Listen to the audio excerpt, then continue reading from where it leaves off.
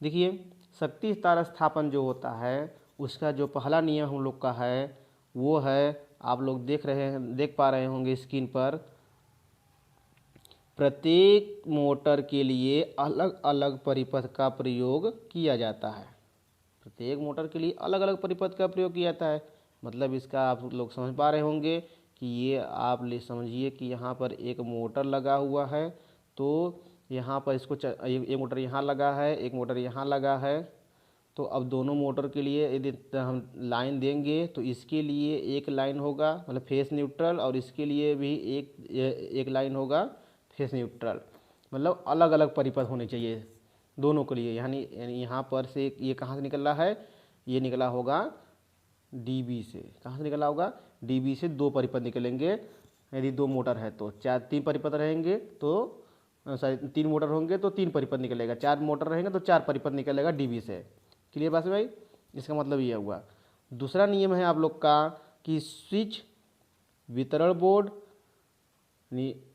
Starter जो होते हैं, स्विच, वितरण बोर्ड और स्टार्टर, ये धातु आवरण युक्त होना चाहिए। मतलब बात समझ पा रहे हैं कि जो स्विच होता है, जो हम लोग ये जो स्विच होता है ऑन ऑफ करते हैं, जिससे हम लोग ये स्विच और वितरण बोर्ड, डिस्ट्रीब्यूशन बोर्ड, जिसको हम डीबी कहते हैं, और हमारा क्या है स्टार्टर, जिससे मोटर को हम लोग स्टार्ट करते हैं, जिससे मोटर को हम लोग स्टार्ट करते हैं। ये सभी के आवरण यानी बाहरी आवरण, ये जो बाहरी आवरण आपको दिख रहा होगा, ये बाहरी आवरण आपको दिख रहा है, ये आपका मेटल का होना चाहिए, यानी धातु युक्त होना चाहिए। बात समझ आई? इसका मतलब कहने वाला ये, जिससे आप इसके बॉडी को अर्थ कर सके, जिससे इसके बॉडी को आप क्या कर सके, अर्थ कर सके। ठीक है, इसके बॉडी को अर्थ कर देंगे तो हम लोग जैसे कि स्टार्टर को हम ऑन कर रहे हैं, मेरा मतलब स्टार्टर के बॉडी में करंट आ रही है, किसी प्रकार से शॉर्ट सर्किट हो गई होगी, या कोई हमारा इंसुलेटर फूट गया होगा या टूट गया होगा, तो जिसकी वजह से बॉडी में यदि करंट आ रही है तो वो ग्राउंड हो जाए। यदि हम इसको स्टार्टर को ऑन करें तो मुझे शॉक न लगे। ठीक है, तो इसी कारण से हम लोग जो बॉडी होती है, बॉडी को हम धातु आवरण युक्त रखते हैं। ठीक है, और इसके बाद हम लोग तीसरे नियम पर चलते हैं। तो तीसरा नियम में आपको दिख रहा होगा, वाहक नली के अंदर केवल जो केबल होता है उसमें जोड़ नहीं लगा होना चाहिए। वाहक नली के अंदर, जैसे ये आप देखिए वाहक नली है, वाहक नली समझते हैं ना, जिसे हम लोग पाइप कहते हैं। हाँ, तो ये वाहक नली जो है, कंड्यूट जो होता है, कंड्यूट में से हम तार को लेके जा रहे हैं तो तार में ये हम ज्वाइंट नहीं लगाएंगे, सीधा ये ज्वाइंट नहीं लगाएंगे, ये सीधा लेके जाएंगे। ठीक है, तार में हम क्या करेंगे, तार को हम सीधा लेके जाएंगे, मतलब इसमें बिना जोड़ के लेके जाएंगे। मतलब जोड़ इसके अंदर नहीं होने चाहिए, जोड़ हो तो इसके बाहर हो। ठीक है, जहाँ जंक्शन निकले, ये बात कही गई है। तीसरी बात ये कही गई है, चौथी बात ये है, मोटर के लिए कम से कम 2 भूसंपर्कन होना चाहिए। बात समझ आई? मोटर के लिए कम से कम कितने भूसंपर्क होना चाहिए, 2 भूसंपर्क होना चाहिए। ठीक है ना, जिससे कि एक भूसंपर्क फेल हो जाए, किसी पर कारणवश टूट जाए, तो कम से कम दूसरा भूसंपर्क काम करता रहे। ठीक है, जिससे कि उस मशीन पर यानी उस मोटर पर काम करने वाले जो मजदूर है या सुपरवाइज़र है, जिससे उसको शॉक न लगे यदि करंट यदि आ रही है तो उसमें। ठीक है, 5वां पॉइंट है, मोटर स्विच व स्टार्टर मोटर के पास लगे होने चाहिए। इसका मतलब ये है कि मोटर से, देखिए यहाँ पर स्टार्टर है, यहाँ पर ये मोटर है, ये मोटर यहाँ पर है, तो यहाँ पर ये मोटर लगाया गया है, तो स्टार्टर इसी के बगल में होना चाहिए, स्टार्टर इसी के बगल में होना चाहिए, जिससे मोटर को इसके पास से ही स्टार्ट कर सके, बंद कर सके। यदि ये बहुत दूर रख दे स्टार्टर को, तो इस पर हम काम कर रहे हैं मोटर के पास, और मोटर स्टार्टर बहुत दूर रखे हैं, तो मोटर यहाँ पर यदि कुछ फंस गया या हमारा हाथ उसमें चप गया, या तो कैसा कुछ काम कर रहे हैं हम लोग, यदि उसमें हम लोग का से हाथ फंस जाता है, या कोई उस पर काम कर रहा है, अचेत हो गया, और अचेत होने के कारण मशीन के ऊपर गिर गया, तो कोई यदि बंद करना चाहे तो दूर बहुत जा कर के बंद करने से उसको क्षति बहुत अधिक हो सकती है, या कोई सामान टूट गया और बंद करना है तो बहुत दूर से जा कर के बंद करने के चक्कर में और बहुत सारे टूट फूट हो जाएंगे मशीन के अंदर। इसलिए स्टार्टर को उसके पास में ही होना चाहिए, ठीक है। और तीसरी चीज़, नेक्स्ट पॉइंट देखते हैं हम लोग, शक्ति तार स्थापन में जो होता है 2.5 mm, देखिए यहाँ पर 2.5 mm रहेगा, 2.5 mm, ठीक ना, समझ पा रहे हैं। 2.5 mm चालक का कंडक्टर प्रयोग करके करना चाहिए, ठीक है ना, 2.5 mm कंडक्टर का प्रयोग करना चाहिए, ठीक है। और तीसरी नेक्स्ट पॉइंट हमारा है मोटर को क्या है, निर्मित नींव पर स्थापित करना चाहिए। मोटर को जो कहाँ लगाना चाहिए, नींव पर लगाना चाहिए। नींव मतलब समझते हैं ना, ये प्लिंथ है, तो इसी के ऊपर मोटर का लगाना चाहिए, ज़मीन पर नहीं रखना चाहिए, ठीक है ना, फर्श पर नहीं रखना चाहिए, जब भी रखना चाहिए नींव पर रखना चाहिए, मोटर नींव पर, ठीक है। और इसके बाद देखा जाए नेक्स्ट पॉइंट हम लोग का है यहाँ पर 8वां पॉइंट, मोटर की स्थिति दीवार से कम 0.7 मीटर की, मोटर की जो स्थिति है दीवार से कम 0.7 मीटर या 1 मीटर की दूरी पर होनी चाहिए। मतलब समझ पा रहे हैं, नहीं समझ पा रहे हैं। देखिए ये मोटर है, इसका मतलब ये है कि यहाँ पर ये मोटर है और ये मान लेते हैं दीवार है।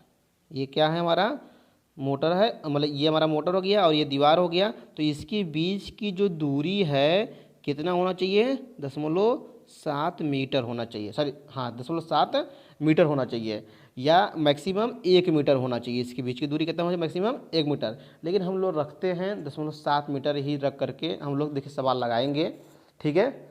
सवाल को जब हम लोग सॉल्व करेंगे तो 0.7 मीटर रख करके हल करेंगे, 1 मीटर रख करके हल नहीं करेंगे, लेकिन रखने के लिए 1 मीटर तक रखते हैं, ठीक है। बात में दीवार से प्लिंथ की दूरी जो होती है, ठीक है। नेक्स्ट पॉइंट हमारा है 9वां पॉइंट, निर्मित नींव की फर्श की ऊंचाई 20 सेमी से 50 सेमी की जाती है। देखिए जो हमारा जो नींव होता है, ये प्लिंथ होता है, इसमें मोटर को रखना होता है, मशीन को रखना होता है, उसकी जो ऊंचाई होती है ये 20 होती है, कितनी होती है, ये 20 होती है, या तो 50 रखी जाती है, 20 रखी जाती है या तो 50 रखी जाती है। बात समझ आई, 20 या 50 रखी जाती है। देखिए 20 कहाँ रखते हैं, 50 कहाँ रखते हैं, जैसे छोटे मशीन होते हैं, छोटे मशीन है हमारा या छोटे मोटर है तो हम 50 सेमी की हाइट पर रख लेते हैं, यहाँ पर लगा लेंगे, देखिए 50 सेमी रखते हैं। और छोटी मशीनों जो होती हैं छोटी मशीनों के लिए हम रखते हैं 50 हाइट रखते हैं, 50 सेमी हाइट रखते हैं। और बड़ी मशीनें जो होती हैं, बड़े ट्रांसफार्मर जो होते हैं, उनके लिए हम जो हाइट रखते हैं ये हम 20 सेमी रखते हैं। कितना रखते हैं, 20 सेमी की, जिससे कि कम उठाना पड़े हमको, ठीक है। क्लियर बस भाई, चलिए आगे देखते हैं। आगे हैं यदि वायरिंग भूमि ट्रंच से ले जाया जाता है तो ट्रंच की जो गहराई होती है कितनी सेमी होती है, 20 सेमी होती है। अब ट्रंच क्या होता है, बात को समझिएगा। जैसे कि ये फर्श है, ठीक है, जैसे कि आप देख रहे हैं ये हमारा फर्श है। ये फर्श के क्या होता है कि यदि ये केबल यहाँ से उतरा, यहाँ पर आप लोग का स्टार्टर है, स्टार्टर से यहाँ से उतरेगा पाइप से, तो पाइप और यहाँ पर आपका मोटर है, ठीक है। तो ये देखिए, तो ये तो हमारा दीवार पर लगा होता है, ये तो हमारा दीवार पर लगा होता है, दीवार से यहाँ से उतरेगा तो यहाँ से जो लाइन जो होती है तार, ये यहाँ से यहाँ तक ऐसे आती है ना, जो यहाँ से इस प्रकार से ऐसे आ रही है, तो ये ज़मीन खोद करके लेके जाते हैं ना, ये इस ज़मीन को हम लोग खोदेंगे तभी तो इसके नीचे गड्ढा करेंगे, तब तो इसके नीचे से हम पाइप बिछा करके लेके जाएंगे। तो जो गड्ढा खोदते हैं, ये जो गड्ढा खोद रहे हैं, इसी गड्ढे को कहते हैं ट्रेंच। क्या कहते हैं इसको हम, ट्रेंच। तो इसकी जो गहराई होती है कितनी होती है, ये 20 होती है। ये कितनी होती है, ये 20 होती है। इसकी गहराई 20 सेमी होती है, ठीक है। कितने बस भाई, यही बातें कहा गई है। और 11 पॉइंट है, क्षैतिज रन की फर्श से जो ऊंचाई होती है 2.5 मीटर की होती है। क्षैतिज रन की फर्श से ऊंचाई कितनी होती है, 2.5 मीटर होती है। ये मान लेते हैं ये फर्श है और ये दीवार है, तो दीवार पर देखिए जो क्षैतिज रन होती है, सपोज करते हैं कि ये दीवार है, ये दीवार है, ठीक ना। तो क्षैतिज रन जो होती है कहाँ तक लगाते हैं, ये फर्श से 2.5 मीटर की 2.5 मीटर की दूरी पर ये हमारी होती है क्षैतिज रन होती है। यहाँ पर मोटर लगाना है, यहाँ पर डीबी लगी है, तो ये 2.5 मीटर से होते हुए हाइट्स होते हुए यहाँ पर आएगी इस मोटर तक, ठीक है। क्लियर बात समझ आई।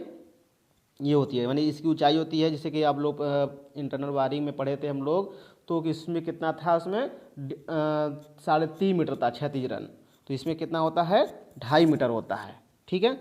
और अगला पॉइंट है मोटर स्विच से स्टार्टर तक फ्लेक्सिबल नली 0.5 मीटर लगाई जाती है, ठीक है। इस बात को थोड़ा सा अच्छे से समझेंगे हम लोग, ध्यान समझिएगा। देखिए यहाँ पर आप लोग देखिए, जैसे डीबी है, ये डीबी है, डीबी से लाइन जाती है, ये डीबी से लाइन गई, कहाँ तक गई, ये स्टार्टर तक गई, कहाँ गई, स्टार्टर तक गई, तो ये मुख्य स्विच तक गई, और ये जब मुख्य स्विच तक जाएगी, और ये मुख्य स्विच है, और मुख्य स्विच से हम लोग स्टार्टर प्रयोग करेंगे, यहाँ से लाइन निकालेंगे, हम देंगे स्टार्टर में देंगे। अब स्टार्टर में देंगे तो स्टार्टर से जो लाइन उतरेगी, लाइन उतरने के बाद ज़मीन से होते हुए ये मोटर में जाएगी, यहाँ मोटर रहेगा, ठीक है। तो ये हमारा मुख्य स्विच है, ठीक है ना। ये हमारा मुख्य स्विच है, और ये स्टार्टर है, ठीक है। ये हमारा स्टार्टर है, और ये हमारा डीबी है, ठीक है, ये डीबी है। तो ये डीबी से यहाँ से लेकर के यहाँ तक की दूरी, ये हमारा क्षैतिज रन में आएगा, जितना लंबा क्षैतिज रन होगा वो होगा। और यहाँ से लेकर डीबी से लेकर यहाँ तक जो लाइन होगी, हाँ, जो कंड्यूट प्रयोग करेंगे, ये हमारा सॉलिड कंड्यूट प्रयोग करेंगे। कैसा कंड्यूट होगा, सॉलिड कंड्यूट प्रयोग करेंगे। और यहाँ से लेकर के यहाँ यानी मेन स्विच से लेकर के स्टार्टर तक हम फ्लेक्सिबल नली प्रयोग करेंगे। फ्लेक्सिबल नली का मतलब ये हुआ कि जो मुड़ जाए, जो आप देखे होंगे, ये इस प्रकार से ऐसे इस प्रकार से बना होता है, ये जो कि हम किसी भी दिशाओं में ऐसे कर करके उसको मोड़ के ले जा सके, ठीक है। तो उसे कहते हैं फ्लेक्सिबल नली, ठीक है। तो वो उसकी जो यानी इसके मुख्य स्विच, ये हमारा मुख्य स्विच और इसके बीच की दूरी कह सकते हैं, ये हमारा मुख्य स्विच हो गया। मुख्य स्विच और स्टार्टर के बीच की जो दूरी होती है ये 0.5 होती है। कितनी होती है, 0.5 होती है। तो इसलिए कह सकते हैं कि जो मुख्य स्विच और स्टार्टर के बीच जो पाइप प्रयोग करेंगे 0.5 मीटर लंबा प्रयोग करेंगे, ठीक है।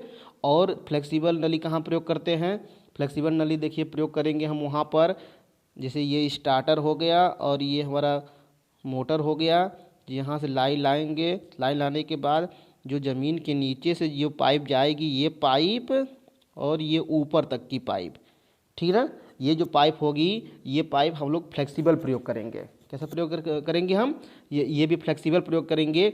और इसकी जो डिस्टेंस होती है देखिए 0.5 ये है, और देखिए यहाँ से यहाँ तक की दूरी 0.7 है, 0.7 है। तो कुल मिलाकर 7 5 12 कितना हुआ, 0.7 है तो 7 5 12, तो 1.2 मीटर इतना डिस्टेंस हुआ, ठीक है ना। 1 मीटर इतना 2 मीटर से डिस्टेंस हो गया।